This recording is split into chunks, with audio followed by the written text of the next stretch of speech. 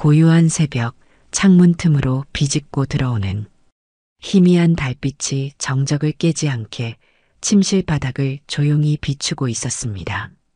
박정숙은 다시 그 악몽을 꾸었습니다. 암흑 속에서 누군가가 자신의 목을 조르는 꿈이었죠. 이번에도 어김없이 식은땀을 흘리며 눈을 떴습니다. 박정숙의 호흡은 거칠었고 심장은 마치 터져나올 듯이 뛰었어요. 시계를 보니 새벽 4시. 남편 김영철은 옆자리에 없었습니다. 또 화장실인가? 박정숙은 중얼거리며 침대에서 일어났습니다. 나이가 들수록 남편 김영철은 밤중에 화장실을 자주 들락거렸어요. 하지만 이상하게도 방 밖에서는 화장실 문이 열리는 소리가 들리지 않았습니다. 대신 아래층에서 작은 웃음소리가 들려왔어요. 박정숙은 가운을 걸치고 방문을 살짝 열었습니다. 어머님 주무시는데 목소리 좀 낮춰요, 아버님. 박정숙의 귀에 들어온 것은 분명 며느리 오민서의 목소리였습니다. 새벽 4시에 무슨 일로 시아버지와 대화를 나누고 있는 걸까요? 그것도 이렇게 이른 시간에. 정숙이가 요즘 잠이 많아져서 괜찮아. 그나저나 우리 민서, 어제는 왜 그렇게 예뻤어? 박정숙은 숨을 멈췄습니다. 남편 김영철의 목소리에 묻어있는 그 달콤함과 친밀감은 아내를 향한 것이 아니었어요. 그리고 곧 이어진 오민서의 곁에 섞인 웃음소리. 박정숙의 심장이 또다시 빠르게 뛰기 시작했습니다. 아버님, 그렇게 말씀하시면 부끄럽잖아요. 아들이 곁에 없을 때만 이렇게 특별 대우 해주시는 거죠? 그 말에 김영철의 저음의 웃음소리가 이어졌습니다. 우리 민서가 워낙 예쁘게 생겨서 그런 거지. 박정숙은 계단 난간을 붙잡고 아래층으로 내려가려 했지만 다음 순간 들려온 오민서의 말에 그 자리에 얼어붙었어요. 아버님, 재산 다 물려받으려면 이 정도는 해야죠. 어머님은 워낙 똑똑하셔서 제가 더 조심해야 한다니까요. 그 말을 듣는 순간 박정숙의 세상이 무너져 내리는 소리가 들리는 것 같았습니다. 다리에 힘이 풀렸지만 쓰러지지 않으려고 난간을 꽉 붙잡았어요. 숨소리조차 내지 않으려 입을 손으로 막은 채 그들의 대화를 계속 엿들었습니다. 걱정 마.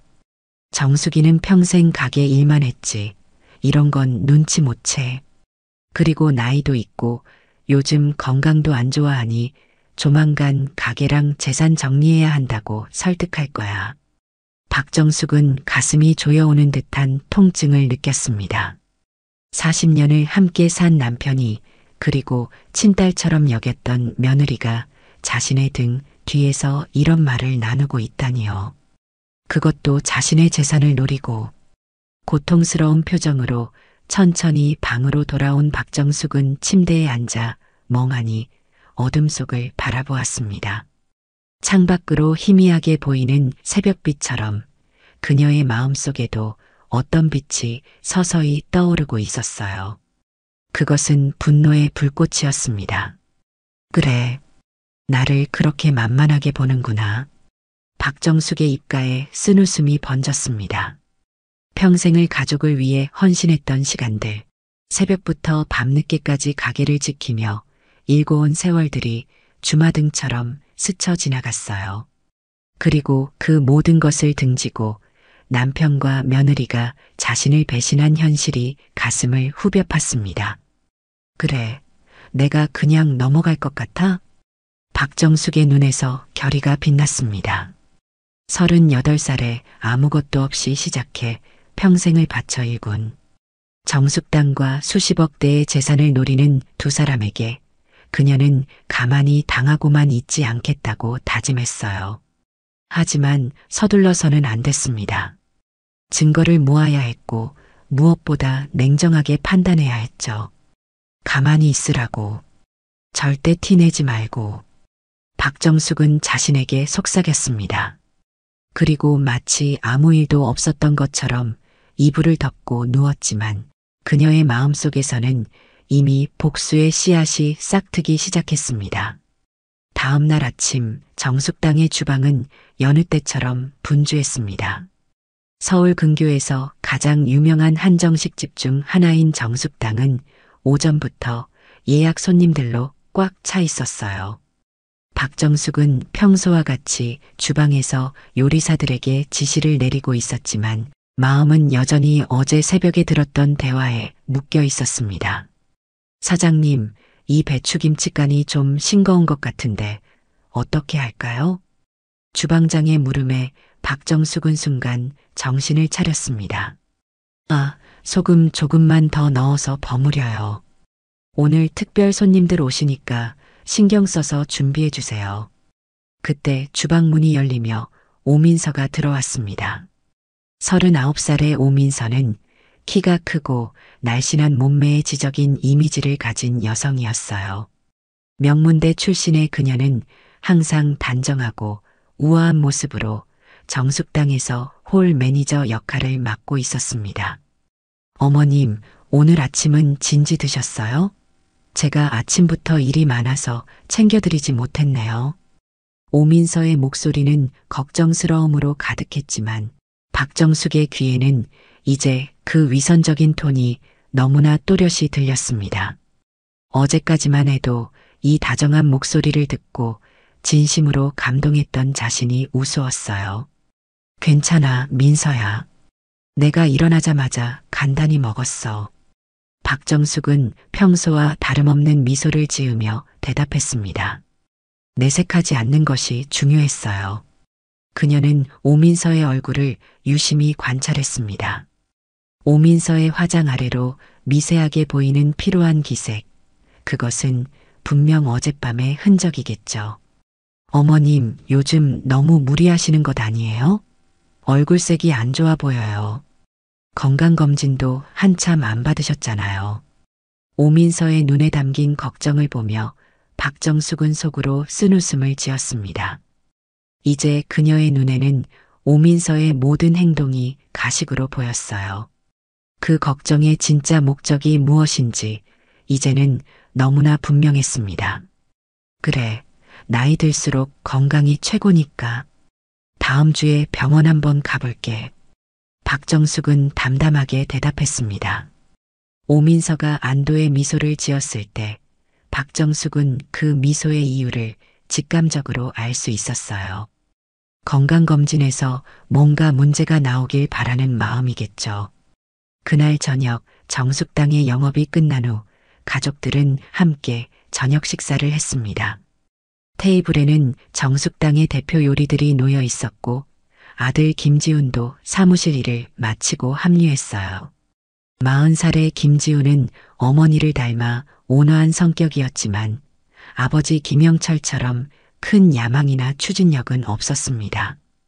대신 가족을 사랑하고 부모를 존경하는 효자였죠. 어머니, 이 갈비찜 정말 최고예요. 어머니 손맛은 정말 세상에서 제일인 것 같아요. 김지우는 엄마가 직접 만든 갈비찜을 맛있게 먹으며 말했습니다. 그 모습을 보며 박정숙은 아들에 대한 애정으로 마음이 따뜻해졌어요. 하지만 동시에 아들이 전혀 눈치채지 못하는 이 상황이 안타까웠습니다. 지훈아, 요즘 회사는 어때? 많이 바쁘지? 박정숙이 물었습니다. 김지훈은 중견기업의 평범한 회사원이었어요. 특별히 승진이 빠르거나 성과가 뛰어나지는 않았지만 성실하게 자기 자리를 지키는 스타일이었습니다. 늘 그렇죠. 특별한 건 없어요. 다음 달에 중요한 프로젝트가 있긴 한데 잘 될지 모르겠네요. 김지훈의 대답에 김영철이 한숨을 내쉬었습니다. 지훈아, 너는 왜 그렇게 자신감이 없니? 내 나이 때 아버지는 이미 사업 2개를 운영하고 있었어. 그 말에 김지훈은 고개를 숙였습니다. 아버지 앞에서 그는 항상 작아지는 듯한 느낌이었어요. 아버님, 지훈이는 그래도 열심히 하고 있잖아요. 너무 다그치지 마세요. 오민서가 남편을 감싸며 말했습니다. 김영철은 며느리의 말에 금세 표정이 누그러졌어요. 그래, 내 말이 맞아. 우리 지훈이도 나름대로 잘하고 있지. 박정숙은 이 모든 장면을 조용히 지켜보았습니다. 예전에는 보지 못했던 것들이 이제는 너무나 선명하게 보였어요. 남편 김영철이 며느리 오민서의 말이라면 무엇이든 들어주는 모습, 오민서가 교묘하게 시아버지의 비위를 맞추는 행동, 그리고 아무것도 모르는 채 그저 어머니의 요리를 맛있게 먹는 아들 김지훈까지. 식사가 끝나고 김지훈이 일어났습니다. 어머니, 저는 내일 일찍 출근해야 해서 먼저 올라갈게요. 그래, 우리 아들 쉬어. 민서야, 너도 피곤할 텐데 같이 올라가렴. 박정숙이 말했지만 오민서는 머뭇거리며 대답했습니다. 어머님, 제가 주방 정리 좀 도와드릴게요. 어머님도 피곤하실 텐데. 아니야, 주방은 내가 할게. 너도 올라가서 쉬어. 박정숙은 단호하게 말했습니다. 오민서는 잠시 망설이다가 고개를 끄덕였어요. 그럼 먼저 올라갈게요. 아버님도 편히 주무세요. 오민서가 계단을 오르는 모습을 보며 김영철이 미소를 지었습니다. 그 미소에 담긴 의미를 이제 박정숙은 너무나 잘 알고 있었어요. 소리 없이 한숨을 내쉰 박정숙은 주방으로 향했습니다. 주방에서 설거지를 하며 박정숙은 계속해서 머릿속으로 생각을 정리했습니다. 단순히 화를 내고 소리를 지른다고 해결될 문제가 아니었어요. 그녀는 더 냉정하게, 더 치밀하게 움직여야 했습니다. 일단 증거를 모아야 해. 박정숙은 혼잣말로 중얼거렸습니다. 그리고 그날 밤 남편 김영철이 곤히 잠든 것을 확인한 후 그의 서재로 향했어요. 김영철의 서재는 평소에는 잘 들어가지 않던 공간이었습니다. 남편의 프라이버시를 존중한다는 이유로 박정숙은 서재 정리도 오민서에게 맡겼죠. 손전등을 켜고 조심스럽게 서랍을 열어보기 시작했습니다. 처음에는 별다른 것이 보이지 않았어요. 서류들, 책들, 그리고 약간의 현금 정도. 하지만 마지막 서랍을 열었을 때 박정숙은 중요한 것을 발견했습니다. 작은 약통과 함께 있는 처방전. 남성 갱년기 치료제였어요. 그리고 그 옆에는 고급 호텔의 스위트룸 영수증이 놓여 있었습니다. 영수증의 결제자 이름은 분명히 오민서였죠. 이런. 박정숙의 손이 떨렸습니다. 이것은 그저 우연히 들은 대화가 아니라 실제로 벌어지고 있는 일임을 증명하는 물증이었어요. 그녀는 재빨리 영수증을 사진으로 찍고 원래 자리에 돌려놓았습니다. 서재를 나오면서 박정숙은 마음을 굳게 먹었습니다. 이제는 단순히 의심하는 것이 아니라 확실한 증거를 잡아야 했어요. 그리고 무엇보다 중요한 것은 아무도 그녀의 의심을 알아채게 해서는 안 된다는 것이었습니다. 며칠 후 오민서는 친구들과의 약속이 있다며 외출했습니다.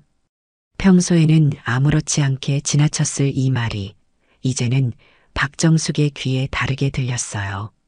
친구들 만나고 언제 올 거니? 박정숙이 물었습니다.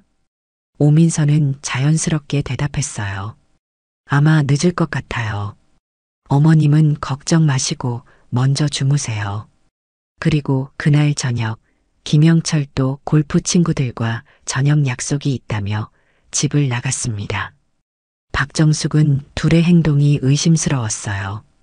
침착하게 행동하며 그녀는 김영철이 나간 지 10분 후에 자신도 외출 준비를 했습니다. 그리고 조용히 차를 몰고 나가 김영철의 차를 뒤따랐어요. 예상대로 김영철의 차는 골프장이나 식당이 아닌 도심의 고급 호텔 앞에 멈추었습니다. 박정숙은 심장이 빠르게 뛰는 것을 느꼈지만 애써 침착함을 유지했어요. 그리고 멀찍이 주차를 한 후 선글라스와 모자로 변장을 하고 호텔 로비로 들어갔습니다. 로비 한쪽에 앉아 잡지를 읽는 척하며 주변을 살폈어요. 그리고 얼마 지나지 않아 오민서가 호텔 정문으로 들어오는 모습이 보였습니다. 박정숙은 가슴이 철렁 내려앉는 느낌이었죠. 오민서는 주변을 살피지도 않고 곧장 엘리베이터로 향했어요. 박정숙은 더 이상 지켜볼 필요가 없다고 느꼈습니다. 이제 모든 것이 분명해졌어요. 하지만 그녀는 직접적인 증거가 필요했습니다. 결심한 박정숙은 호텔 프론트로 다가갔어요. 저기, 죄송한데요. 제 남편이 이 호텔에 묵고 있는데 깜빡하고 중요한 서류를 안 가져왔네요. 성함은 김영철이고요.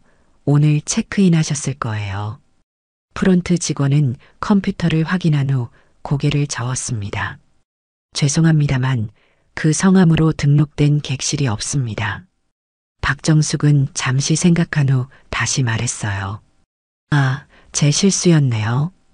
오민서 씨 이름으로 예약했을 거예요.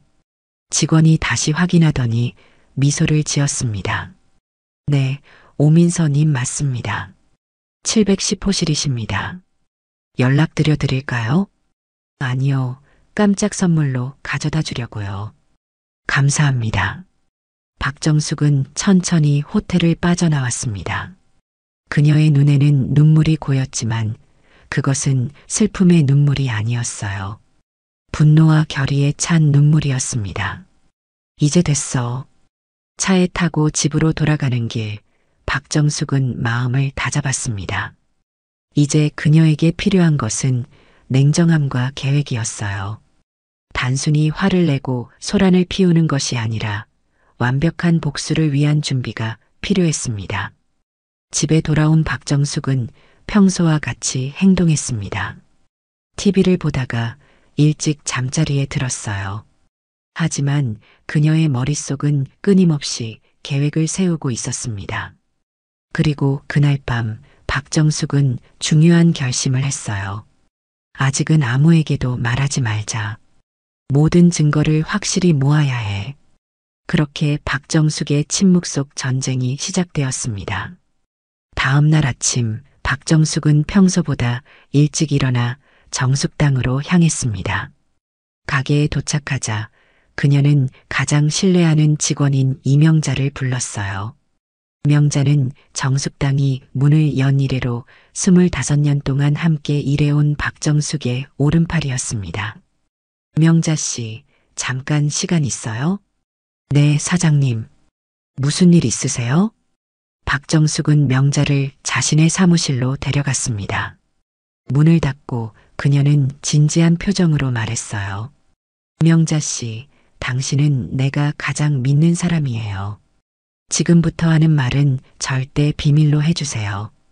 명자는 긴장한 표정으로 고개를 끄덕였습니다. 박정숙은 깊은 숨을 들이마시고 이야기를 시작했어요. 나 요즘 건강이 안 좋아서 가게 일을 조금 줄이려고 해요. 네, 사장님 무슨 병이라도. 아니, 큰 병은 아니야. 그냥 나이가 들어서 그런가 봐. 앞으로 며칠 동안 내가 가게에 안 나올 때가 있을 거예요. 그때는 명자 씨가 좀 챙겨줘요. 명자는 걱정스러운 표정으로 고개를 끄덕였습니다. 알겠습니다, 사장님. 제가 다 알아서 할게요. 그런데 정말 괜찮으신 거예요? 응, 걱정 마. 그리고 혹시 우리 며느리가 물어보면 내가 건강검진 받으러 갔다고 해줘요. 명자의 눈에 의심이 스쳤지만 그녀는 더 묻지 않았습니다. 네, 알겠습니다. 그날 오후 박정숙은 변호사를 만나러 갔습니다. 오랫동안 정숙당의 법률 문제를 담당해온 정 변호사는 박정숙을 반갑게 맞았어요. 박 사장님, 오랜만입니다. 무슨 일로 오셨어요? 박정숙은 조용히 대답했습니다. 변호사님, 오늘은 비밀 상담으로 와봤어요. 정 변호사는 이해한다는 듯 고개를 끄덕이고 사무실 문을 닫았습니다. 어떤 일인지 말씀해 주세요. 제 재산을 모두 현금화하고 싶어요. 그리고 이혼 준비도 해야 할 것 같습니다. 정 변호사의 눈이 커졌습니다. 이혼이요? 무슨 일이 있으신 건가요? 박정숙은 담담하게 자신이 알게 된 남편과 며느리의 관계에 대해 이야기했어요. 그리고 호텔 영수증과 함께 찍은 사진들을 보여주었습니다. 증거가 더 필요할 것 같은데요. 법적으로 확실한 불륜 증거가 있어야 재산 분할에서 유리해집니다. 그럼 어떻게 해야 할까요? 정 변호사는 잠시 생각에 잠겼다가 말했습니다. 사설 탐정을 고용하는 것이 좋겠습니다. 물론 합법적인 범위 내에서만요. 그리고 중요한 건 절대 상대방이 의심하지 않도록 평소와 같이 행동하셔야 해요. 박정숙은 고개를 끄덕였습니다. 알겠어요. 그리고 제 재산, 가게랑 부동산 모두 현금화하고 싶어요. 가능한 빨리요. 쉽지는 않을 겁니다. 특히 정숙당은 상당한 가치가 있으니까요. 하지만 최대한 빨리 진행해 보겠습니다.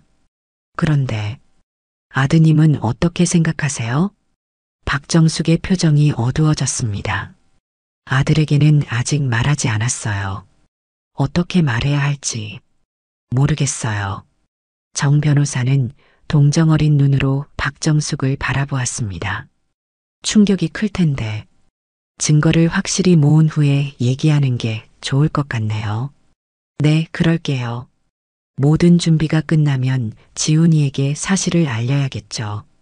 박정숙은 변호사 사무실을 나오며 무거운 마음으로 다음 행선지를 생각했습니다. 이제 그녀에게는 할 일이 많았어요. 그리고 모든 것을 비밀리에 진행해야 했습니다. 그날 저녁 가족 식사 시간에 박정숙은 평소와 다름없이 행동했습니다. 오히려 더 다정하게 음식을 나누어 주고 남편과 며느리에게 웃으며 대화를 나누었어요. 누구도 그녀의 마음속에 타오르는 분노와 결심을 알아차리지 못했습니다. 여보, 요즘 얼굴색이 안 좋아 보여. 무리하는 거 아니야? 김영철이 걱정스러운 척 물었습니다. 박정숙은 그의 눈을 똑바로 바라보며 미소 지었어요. 괜찮아요. 그냥 좀 피곤한가 봐요. 다음 주에 건강검진 받기로 했으니까 걱정 마세요. 정말요? 다행이다. 어머님, 제가 병원에 같이 모시고 갈게요. 오민서가 적극적으로 나섰습니다. 박정숙은 속으로 쓴웃음을 지었지만 겉으로는 고마워하는 표정을 지었어요. 고마워, 민서야. 하지만 명자가 같이 가기로 했어. 너는 가게 일 봐. 잠시 오민서의 표정이 굳었지만 그녀는 금세 미소를 되찾았습니다. 아, 그래요? 알겠습니다. 식사가 끝난 후 박정숙은 방으로 올라가 컴퓨터를 켰습니다. 그녀는 이제 모든 정보를 수집하고 계획을 세워야 했어요. 남편 김영철과 며느리 오민서의 행적, 자신의 재산 상황, 그리고 무엇보다 중요한 것은 아들 김지훈을 어떻게 이 상황으로부터 보호할 것인가 하는 문제였습니다. 컴퓨터 화면을 바라보며 박정숙은 복수의 계획을 하나씩 구체화해 나갔습니다. 이제 더 이상 단순한 분노가 아니었어요. 이것은 자신의 인생을 되찾기 위한, 그리고 자신을 배신한 사람들에게 철저한 심판을 내리기 위한 계획이었습니다. 기다려라. 내가 누군지 보여줄 테니. 박정숙의 눈에는 냉정한 결의가 빛났습니다. 그녀의 복수는 이제 막 시작되었어요. 한 달이 흘렀습니다. 박정숙은 매일같이 평소와 다름없이 정숙당을 운영하며 가족들 앞에서는 아무것도 모르는 척 행동했어요. 하지만 그 한 달 동안 그녀는 조용히 많은 일을 진행시켰습니다. 사설 탐정은 김영철과 오민서의 만남을 꾸준히 기록하고 있었고, 변호사는 박정숙의 재산을 현금화하는 작업을 비밀리에 진행하고 있었습니다. 정숙당의 건물과 몇몇 부동산은 이미 매각 계약이 체결된 상태였고, 돈은 박정숙만 접근할 수 있는 새 계좌로 이체되어 있었어요. 그날 저녁 박정숙은 남편 김영철과 함께 거실에 앉아 있었습니다. 김영철은 신문을 읽고 있었고 박정숙은 무심코 뜨개질을 하는 척하며 생각에 잠겨 있었어요. 여보, 당신한테 의논할 게 있어요. 박정숙이 조용히 말을 꺼냈습니다. 김영철은 신문에서 눈을 떼지 않은 채 대답했어요. 응, 뭔데? 요즘 건강도 안 좋고 나이도 들다 보니 슬슬 재산 정리를 해야 할 것 같아서요. 이 말에 김영철이 신문에서 눈을 떼고 박정숙을 바라보았습니다. 그의 눈에 갑자기 관심의 빛이 커졌어요. 그래, 무슨 생각인데? 가게랑 재산을 정리해서 당신 앞으로 해두는 게 어떨까 해요. 상속세도 아끼고. 김영철의 표정이 확 밝아졌습니다. 하지만 그는 노력해서 담담한 척 대답했어요. 그래, 그게 좋겠네. 사실 나도 요즘 그런 생각을 하고 있었어. 우리 나이가 있으니까. 그럼 내일 변호사 만나서 상담 받아볼게요. 김영철은 고개를 끄덕였습니다. 좋아. 필요하면 내가 같이 가줄까? 아니에요. 제가 다 알아서 할게요. 당신은 바쁠 텐데. 김영철은 안도의 미소를 지었습니다. 박정숙은 그 미소의 이유를 너무나 잘 알고 있었어요. 그는 아마도 머릿속으로 이미 그 돈을 어떻게 쓸지 계산하고 있을 것입니다. 다음 날 아침 정숙당의 주방에서 박정숙과 오민서가 마주쳤습니다. 오민서는 평소와 같이 공손하게 인사했어요.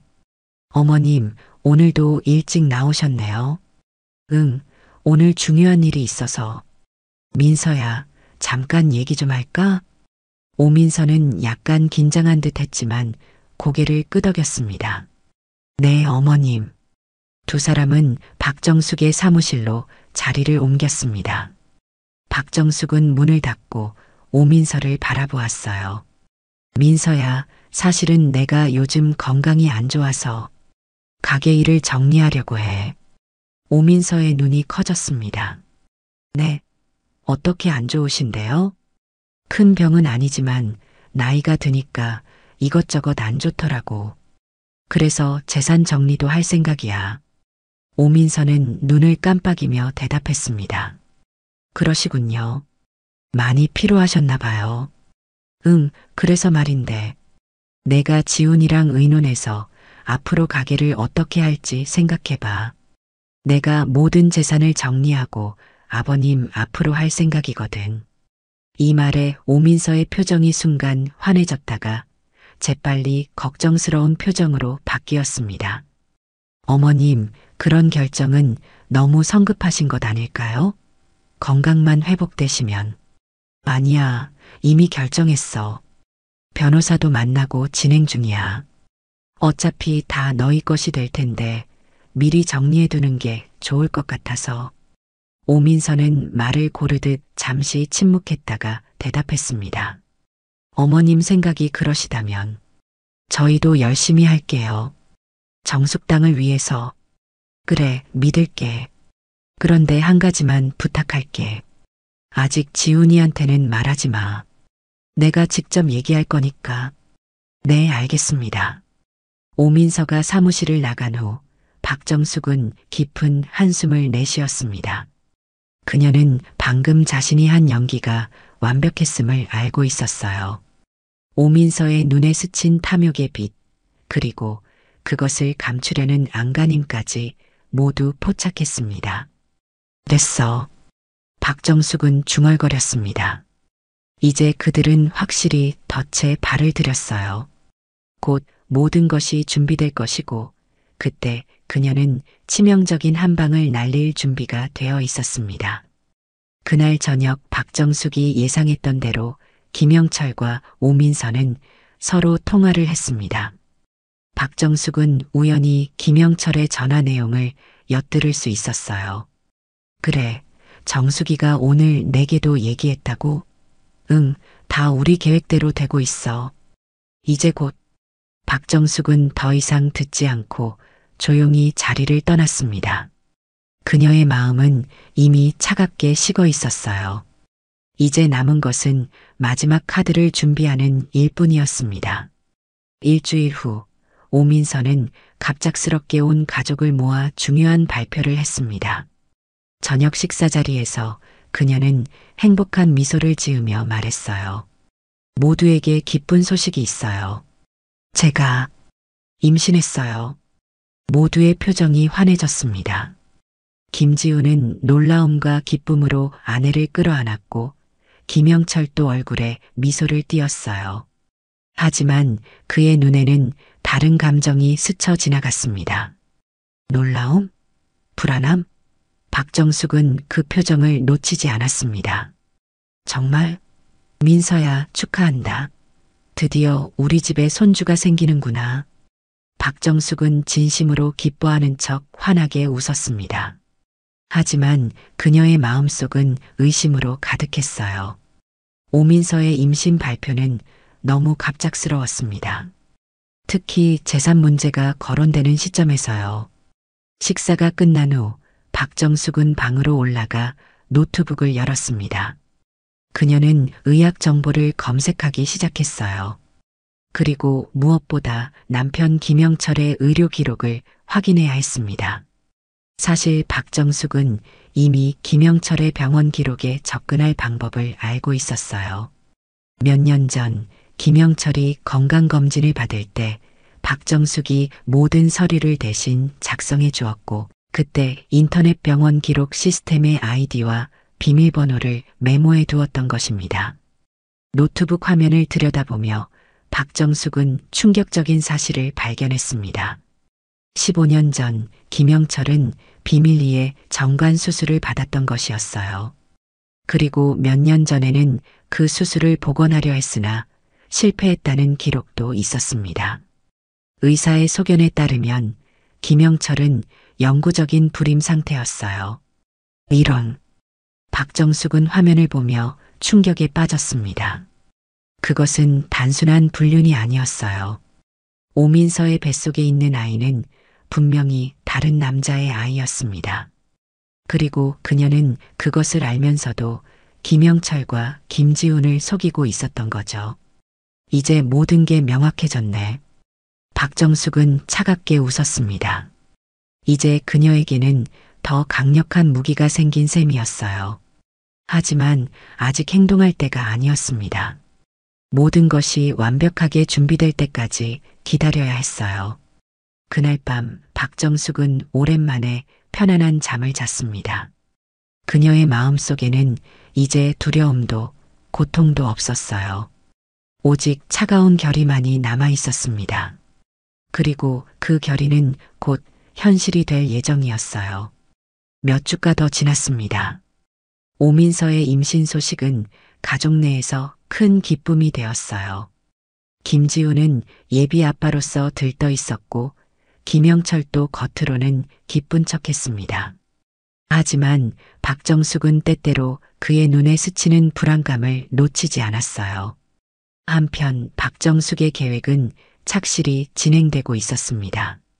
정숙당을 포함한 모든 재산의 현금화가 거의 완료되었고 변호사는 모든 법적 절차를 준비해 두었어요. 이제 남은 것은 마지막 한 방이었습니다. 어느 날 아침 박정숙은 남편 김영철에게 제안했습니다. 여보, 우리 다음 주에 정숙당 창립 기념일이잖아요. 올해는 특별하게 크게 기념하면 어떨까요? 김영철은 의아한 표정을 지었습니다. 갑자기 그건 왜? 손주도 생기고 재산 정리도 하고 모든 게 새로운 시작인 것 같아서요. 모든 친인척과 단골 손님들 초대해서 성대하게 해보고 싶어요. 김영철은 고개를 끄덕였습니다. 그래, 좋은 생각이야. 정숙당도 이제 30살이 됐으니 축하할 만하지. 그럼 준비해 볼게요. 민서도 도와줄 거고. 김영철은 미소 지었습니다. 그래, 우리 며느리가 잘할 거야. 박정숙은 남편의 미소를 보며 속으로 쓴웃음을 지었습니다. 그는 전혀 의심하지 않고 있었어요. 그녀의 계획에 완벽하게 말려들고 있었습니다. 그날 오후 박정숙은 오민서에게도 같은 제안을 했어요. 민서야, 다음 주 정숙당 창립 기념일에 큰 파티를 열려고 해. 내 생각은 어때? 오민서는 놀란 듯 했지만 곧 미소를 지었습니다. 좋은 생각이세요, 어머님. 저도 도울게요. 그래, 특히 이번엔 손주 소식도 축하할 겸 크게 하고 싶어. 모든 친척들, 단골 손님들, 그리고 내 친정 식구들도 초대하자. 오민서의 표정이 잠시 굳었지만 그녀는 재빨리 미소를 되찾았습니다. 네, 좋아요. 제가 초대장 리스트 정리할게요. 고마워, 민서야. 아, 그리고 나 특별한 영상 메시지도 준비하려고 해. 모두에게 감사 인사하는 거. 오민서는 고개를 끄덕였습니다. 좋은 생각이세요. 제가 영상 준비도 도와드릴게요. 아니야, 그건 내가 할게. 너는 임신 초기니까 무리하지 마. 오민서는 안도의 표정을 지었습니다. 네, 알겠습니다. 박정숙은 오민서가 자리를 뜨는 것을 바라보며 차가운 미소를 지었습니다. 이제 모든 것이 그녀의 계획대로 움직이고 있었어요. 파티는 박정숙의 복수가 완성되는 무대가 될 것이었습니다. 다음 날 박정숙은 비밀리에 사무실에서 아들 김지훈을 만났습니다. 지훈은 어머니의 갑작스러운 연락에 의아해하며 왔어요. 어머니, 무슨 일이세요? 갑자기 사무실로 오시고. 박정숙은 심호흡을 했습니다. 이제 아들에게 진실을 말할 시간이었어요. 지훈아, 앉아보렴. 어머니가 중요한 얘기가 있어. 김지훈은 걱정스러운 표정으로 어머니 앞에 앉았습니다. 건강에 문제라도 있으세요? 아니, 그런 건 아니야. 사실은 내 아버지와 민서에 관한 이야기야. 김지훈의 표정이 의아함으로 가득 찼습니다. 아버지와 민서요? 무슨 일인데요? 박정숙은 깊은 숨을 들이마시고 조심스럽게 지난 몇 개월 동안 알게 된 사실들을 아들에게 이야기하기 시작했어요. 김영철과 오민서의 관계, 그들이 재산을 노리고 있다는 사실, 그리고 오민서의 임신이 거짓말일 가능성까지. 김지훈의 얼굴은 이야기가 진행될수록 창백해졌습니다. 그는 처음에는 믿을 수 없다는 듯 고개를 저었지만 어머니가 보여주는 증거들, 호텔 영수증, 사설 탐정의 사진들, 그리고 김영철의 의료 기록 앞에서 점점 충격에 빠져들었어요. 이럴 수가. 아버지가, 민서가. 김지훈의 목소리가 떨렸습니다. 박정숙은 아들의 손을 꼭 잡았어요. 지훈아, 미안해. 이런 사실을 내게 알려야 해서. 하지만 넌 알 권리가 있어. 김지훈은 눈물을 참으며 고개를 끄덕였습니다. 어머니, 이제 어떻게 하실 거예요? 내가 계획이 있어. 다음 주 정숙당 창립 기념일에 모든 것을 밝힐 거야. 내가 내 편에 서주길 바라. 김지훈은 망설임 없이 대답했습니다. 당연하죠, 어머니. 저는 항상 어머니 편이에요. 박정숙은 아들을 끌어안았습니다. 그녀의 눈에도 눈물이 고였지만 그것은 슬픔의 눈물이 아니었어요. 이제 그녀는 자신의 편이 되어줄 아들이 있었고 그것만으로도 큰 위안이 되었습니다. 지훈아, 이제부터는 아무것도 모르는 척해야 해. 특히 민서 앞에서. 알겠지? 김지훈은 고개를 끄덕였습니다. 그의 눈에는 결의가 서려 있었어요. 네, 어머니. 제가 잘할게요. 모든 준비가 착실히 진행되었습니다. 정숙당 창립 기념일을 맞아 대대적인 파티가 준비되었어요. 박정숙은 모든 세부 사항을 직접 챙겼고 특히 중요한 깜짝 영상은 그녀만 아는 비밀로 남겨두었습니다. 파티 당일 정숙당은 화려하게 장식되었습니다. 모든 친인척들, 오랜 단골 고객들, 그리고 오민서의 친정 식구들까지 초대되었어요. 파티장에는 축하의 분위기가 가득했고 김영철과 오민서는 마치 주인공처럼 손님들의 인사를 받았습니다. 박정숙은 조용히 한쪽에서 모든 것을 지켜보았어요.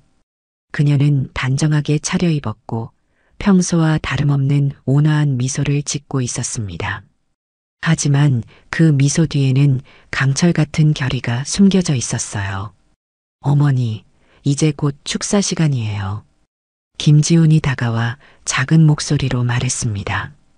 박정숙은 고개를 끄덕였어요. 그래, 준비됐어. 모든 손님들이 자리에 앉고 박정숙은 단상으로 올라갔습니다. 그녀는 마이크를 들고 조용히 목소리를 가다듬었어요. 오늘 이렇게 많이 와주셔서 정말 감사합니다. 정숙당이 문을 연 지 30해. 정말 긴 시간 동안 여러분의 사랑과 성원 덕분에 여기까지 올 수 있었습니다. 박정숙의 목소리는 흔들림 없이 또렷했습니다. 모든 사람들이 그녀의 말에 귀를 기울였어요. 특히 오늘은 2가지 축하할 일이 있습니다. 하나는 정숙당의 30번째 생일이고 다른 하나는 박정숙은 잠시 오민서를 바라보았습니다. 오민서는 자신감 넘치는 미소로 그녀를 바라보고 있었어요. 다른 하나는 제 며느리 민서가 임신했다는 소식입니다. 정말 기쁜 일이죠. 모두가 박수를 쳤습니다. 오민서는 자랑스러운 표정으로 배를 살짝 쓰다듬었어요. 김영철도 환하게 웃고 있었지만 그의 눈에는 약간의 불안함이 스쳐 지나갔습니다. 그래서 오늘 여러분과 특별한 영상을 함께 보려고 합니다. 제가 준비한 깜짝 선물이에요. 박정숙은 미소를 지으며 신호를 보냈고 대형 스크린이 내려왔습니다. 모든 시선이 스크린으로 향했어요. 영상이 시작되었습니다. 처음에는 정숙당의 역사를 보여주는 따뜻한 순간들이 흘러갔어요. 박정숙이 젊은 시절부터 가게를 일구던 모습, 가족들과 함께한 행복한 순간들, 모두가 미소 지으며 영상을 바라보았습니다. 그러다 갑자기 화면이 바뀌었어요. 이제 스크린에는 김영철과 오민서가 호텔 로비에 함께 들어가는 장면이 나왔습니다.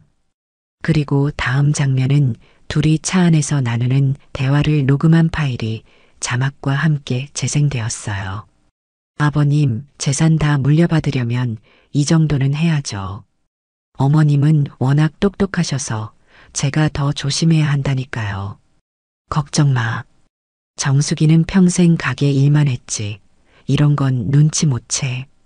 그리고 나이도 있고 요즘 건강도 안 좋아하니 조만간 가게랑 재산 정리해야 한다고 설득할 거야. 파티장은 순식간에 얼어붙었습니다. 오민서의 얼굴에서 혈색이 싹 가셨고 김영철은 충격으로 말을 잊은 듯 했어요. 하지만 영상은 계속되었습니다.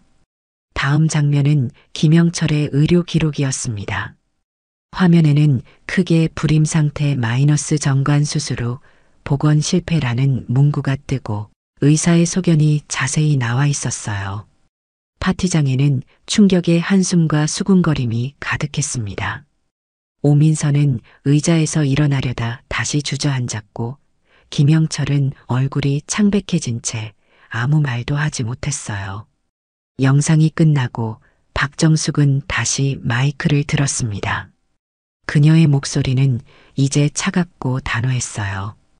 오늘 이 자리에서 모든 것을 분명히 하고 싶었습니다. 제 남편 김영철과 며느리 오민서가 저를 배신하고 제 재산을 노리고 있었다는 사실을, 그리고 오민서의 뱃속에 있는 아이는 결코 우리 가족의 핏줄이 아니라는 사실도요. 박정숙은 오민서를 향해 고개를 돌렸습니다.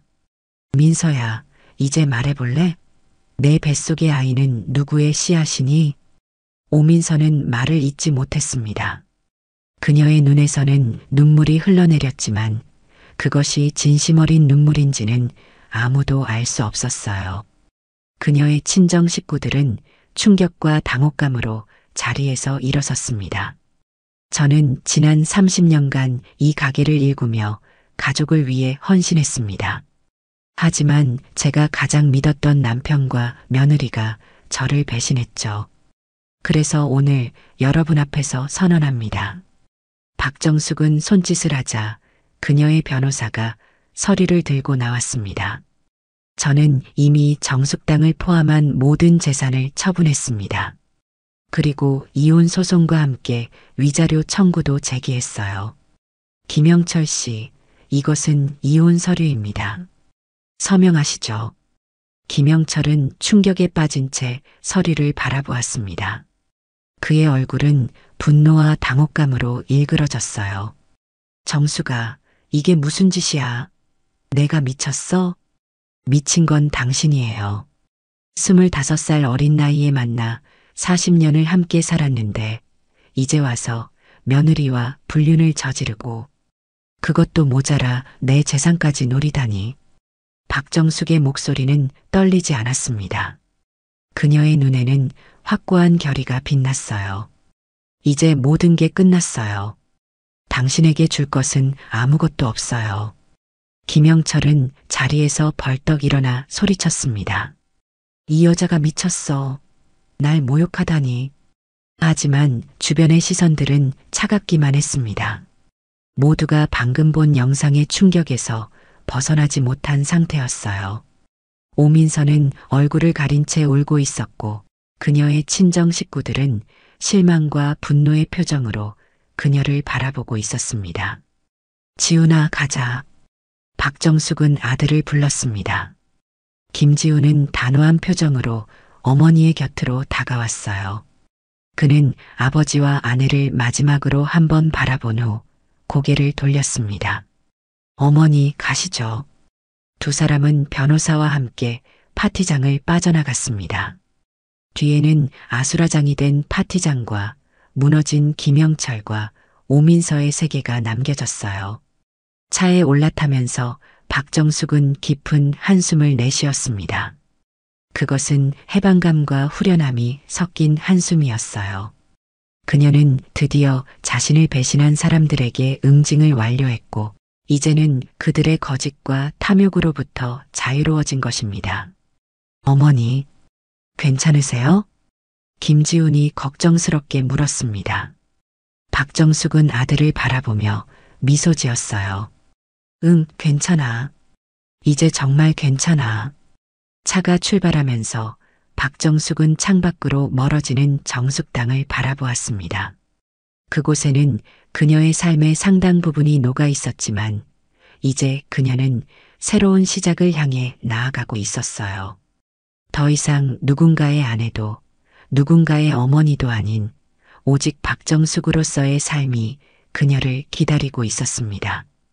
지훈아, 우리 새로 시작하자. 더 작은 가게, 더 행복한 삶으로. 김지훈은 고개를 끄덕였습니다. 네, 어머니. 이제 제가 어머니를 모실게요. 박정숙의 눈에 잠시 눈물이 고였다가 이내 사라졌습니다. 그것은 슬픔의 눈물이 아니라 새로운 시작에 대한 설렘과 기대의 눈물이었어요. 그녀는 자신의 삶을 되찾았고 이제 진정한 행복을 향해 나아갈 준비가 되어 있었습니다. 1년 후 서울 외곽의 작은 골목에 정숙이네라는 아담한 한식당이 문을 열었습니다. 박정숙과 김지훈이 함께 운영하는 이 가게는 금세 입소문을 타고 인기를 얻기 시작했어요. 가게 안에는 정숙당 시절의 화려함은 없었지만 대신 따뜻함과 정성이 가득했습니다. 박정숙은 여전히 주방을 책임지며 손님들에게 맛있는 음식을 대접했고 김지훈은 홀을 관리하며 어머니를 도왔어요. 사장님, 이 갈비찜 정말 맛있어요. 비결이 뭐예요? 단골 손님이 물었습니다. 박정숙은 미소를 지으며 대답했어요. 비결은 정성이죠. 그리고 행복한 마음으로 요리하는 거고요. 그녀의 미소에는 더 이상 가면이 없었습니다. 이제 그녀는 진정으로 행복했고 그 행복이 음식에도 녹아들었어요. 가게 문이 열리고 어린 여자아이가 들어왔습니다. 할머니, 박정숙은 환하게 웃으며 손녀를 맞이했습니다. 김지우는 새 아내와 재혼하여 작은 딸을 입양했어요. 그 아이는 이제 박정숙의 새로운 기쁨이 되었습니다. 우리 수아 왔구나. 할머니가 맛있는 거 해줄게. 박정숙은 손녀를 안아 올리며 행복한 미소를 지었습니다. 그녀의 눈에는 더 이상 분노나 복수심이 없었어요. 오직 평화와 만족감만이 가득했습니다. 한편 김영철과 오민서의 삶은 완전히 달라졌습니다. 김영철은 이혼 소송에서 패했고 오민서는 그를 떠났어요. 오민서의 뱃속 아이의 아버지가 누군지는 끝내 밝혀지지 않았지만 그녀는 결국 친정으로 돌아가 홀로 아이를 키우게 되었습니다.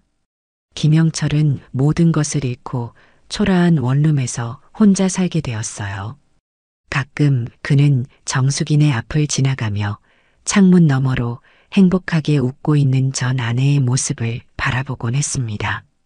그때마다 그의 가슴에는 후회와 그리움이 밀려왔지만 이제 돌이킬 수 없는 일이 되어버렸어요. 박정숙은 때때로 과거를 떠올리곤 했습니다. 하지만 그것은 더 이상 그녀를 괴롭히지 않았어요. 오히려 그 고통스러운 경험이 그녀를 더 강하게 만들어 주었다고 생각했습니다. 어머니, 이제 가게 문 닫을까요? 김지훈이 물었습니다. 박정숙은 창밖으로 내리는 눈을 바라보며 미소 지었어요. 그래, 오늘도 수고했어. 그녀는 앞치마를 풀며 깊은 만족감을 느꼈습니다. 이제 그녀의 삶은 온전히 그녀 자신의 것이었어요. 더 이상 누군가의 기대에 맞추거나 누군가를 위해 희생할 필요가 없었습니다. 그저 자신이 원하는 대로 사랑하는 사람들과 함께 행복하게 살아가면 되는 것이었죠. 지훈아, 오늘 집에 가서 수아랑 같이 설날 준비 좀 할까? 네, 어머니. 수아가 할머니랑 같이 떡국 만들고 싶다고 했어요. 박정숙은 따뜻한 미소를 지었습니다. 그녀의 눈에는 평화롭고 행복한 미래에 대한 기대가 빛났어요. 그리고 그 미래는 이제 그녀의 손 안에 있었습니다. 그래, 가자. 우리 새로운 추억을 만들자. 박정숙과 김지우는 가게 불을 끄고 함께 문을 닫았습니다. 밖에는 눈이 내리고 있었지만 그들의 마음은 따뜻했어요. 그들은 이제 진정한 가족이 되어 새로운 시작을 향해 함께 걸어가고 있었습니다. 그리고 박정숙은 알고 있었습니다. 인생에서 가장 중요한 것은 자신을 사랑하고 존중하는 것이라는 것을. 그녀는 오랜 시간이 지난 후에야 그 진리를 깨달았지만 늦은 것보다는 낫다고 생각했어요. 이제 그녀는 자신의 가치를 알고 그것을 지키기 위해 당당하게 살아갈 것입니다. 그것이 바로 박정숙이 남편과 며느리에게 날린 진정한 비결이었습니다. 단순한 복수를 넘어선 자신의 삶을 되찾는 승리였어요. 그리고 그 승리는 그 어떤 재산보다 값진 것이었습니다.